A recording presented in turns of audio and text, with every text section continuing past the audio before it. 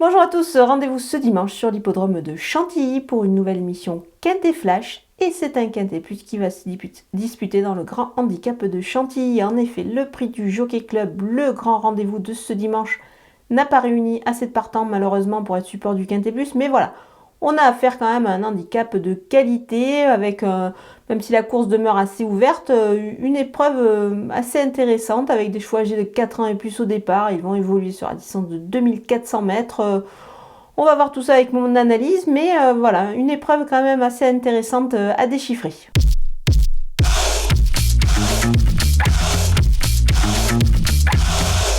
On attaque avec mes bases. Et le numéro 4, Bétard. Le cheval revient sur une distance un petit peu plus courte et surtout pour ses débuts dans les handicaps, moi je pense que c'est pas mal du tout. C'est un cheval qui est quand même capable de réaliser une belle performance. Moi j'y crois, il a le potentiel pour réussir à ce niveau-là.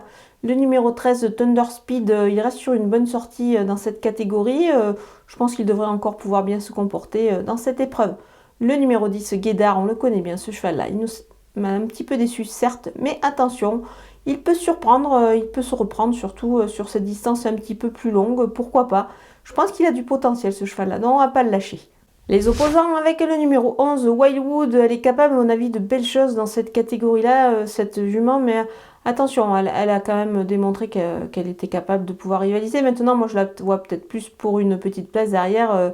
Mes favoris, le numéro 6, la fille du Sud, elle a été pénalisée au poids de 3 kg sur sa dernière victoire, mais je pense qu'elle est encore capable de confirmer malgré tout, malgré la surcharge dans ce lot-là, elle a son mot à dire.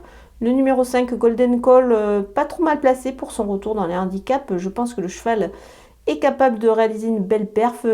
J'aime beaucoup, il a de la tenue, donc voilà, attention à lui. Le numéro 7, Hilarante, lauréate de son quintet, elle a certes moins de marge de manœuvre au poids évidemment, mais attention, elle est capable de se placer, surtout si elle peut bénéficier d'une bonne course d'attente et afin de placer sa pointe de vitesse.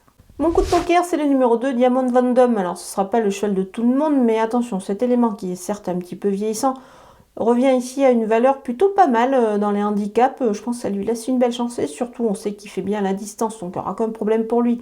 Moi, je pense que ça peut être amusant de le retenir. La course est assez ouverte, donc il peut apporter une cote à l'arrivée, donc on va s'en méfier. On va tenter ici le numéro 2, Diamond Vendôme en The Couillon, c'est-à-dire trouver le 4e de la course, puis avoir vraiment une belle cote à la clé. Pour cela, vous vous rendez sur le site theturf.fr, vous ouvrez un compte et vous le savez, The Turf double votre premier dépôt jusqu'à 100 € avec le code promo FlashTurf. Les outsiders avec le numéro 9, Abondant, il se présente avec de la fraîcheur. Avec peu de sorties cette année, il est capable d'en profiter ici. Donc on va quand même le surveiller. Il peut se racheter ici dans cette épreuve. Le numéro 12, Utamaro, il peut prendre une place à ce poids-là. C'est plutôt pas mal. Ça peut être intéressant. Sur ce qu'il a fait de mieux, évidemment, on le surveille.